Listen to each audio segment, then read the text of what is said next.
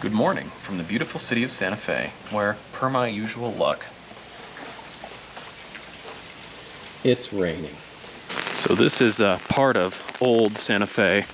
I'm walking toward the plaza, where I'm going to get some coffee and some food if I don't fall in the river here. Zion throwbacks.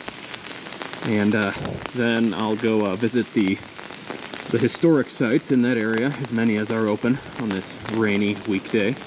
And when that's done, I'm gonna go try out some of the local culinary scene. And maybe, if I get lucky and the rain lets up a little, I'll saunter on down Canyon Road and buy some art. Because I'm thinking about getting a new condo when I get back home. And I'm gonna need something to put in it. And here's Santa Fe's Central Plaza. All around, for just blocks in every direction, it's galleries, bookstores, coffee shops, sort of a bohemian paradise if you can afford it.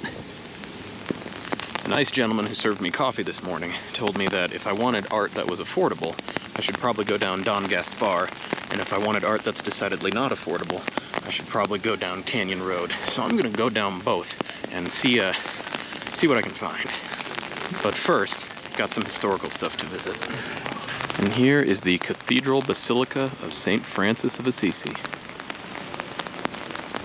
along with the beautiful statuary out front.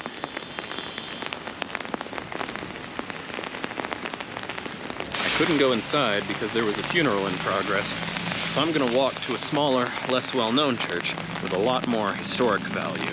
Somehow I thought this was supposed to be sort of an arid city, but I feel like I've been walking in rivers the whole time I've been here. Oh look, I guess an old alignment of Route 66 went through Santa Fe. Throwback. The San Miguel Mission, the oldest functioning church structure in the United States, built around 1610 by the labor of Tlaxcalan Indians at the behest of Spanish padres. While it's undergone renovations, including having stucco attached to the outside, and the addition of this tower, the original adobe put in place by those laborers is still here under the surface. And here's the San Jose bell. Legend has it that it was cast in 1356 to celebrate driving the Moors from Andalusia, and was brought over here as ballast on a ship. There's some controversy, though, that might actually be 1856. So, I don't think there's a good way to do, any kind of spectral dating on a bell, but if there were, it'd be interesting to put that controversy to rest. The interior decorations date all the way back from the 1700s to the 1860s, I believe. Actually, I think these Stations of the Cross are even younger. A lot of history in here. It's easy to imagine that the shape and structuring of these buildings just comes from being in this sort of historic area right around the old mission, but actually, the entire downtown looks like this. It's kind of cool. All this sort of adobe, stucco replica of the way the Pueblo buildings look. It's really neat. This is a cute place. I feel like if I spent a week here in the summer, this would be pretty neat too. This is probably my second favorite town aesthetic after New York. And right next to San Miguel Chapel stands what claims to be the oldest house in the USA, built in 1646. So it's just a little museum in here. They claim that the house was built in 1646 on the remnants of an old native pueblo dating as far back as 1200.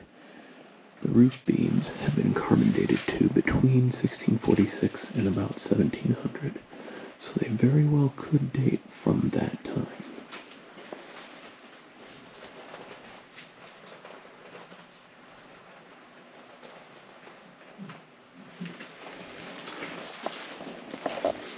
Okay, that actually looks pretty good, even if it is plastic.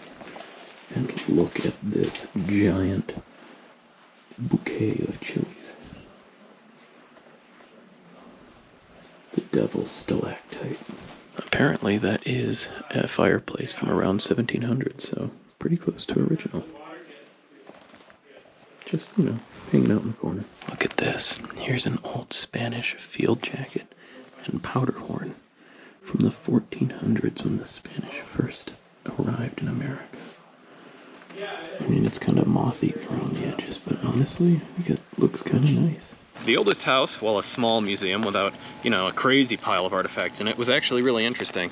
It's both that and the chapel over here provide an interesting link between all the Native American ruins that I've been seeing for the past, you know, week or so, and the Spanish ruins that I ran across when I was in Albuquerque and once again here. So it's interesting to see the way that some things really have persisted through the gap between those. That, you know, Tlaxcalans were building this chapel, and that Pueblo peoples were living in a house which eventually became a Spanish dwelling. But that about wraps it up for history for today. Now it's time for a little indulgence. I'm going to go to Kakawa Chocolate House, which is apparently one of the most famous chocolate houses in the country, and have their drinking chocolate. And as a crazy sweet tooth, this might be the final culminating religious experience of the trip. Oh yeah, time to get lit. After 4 hours of shopping around, I was actually able to find a couple nice studies of flowers that I thought looked beautiful and that were at a reasonable price. So I've walked all the way back to the hotel where I'm going to hang out for the next couple hours, probably do some video editing, and then I have a reservation at Sazon, which is a very highly recommended restaurant in the area, and I'm excited to go try that. I'll pick up the paintings tomorrow after they've been reframed and let y'all have a look at them. They're my first art purchase that wasn't from the internet, so I'm all tingly inside.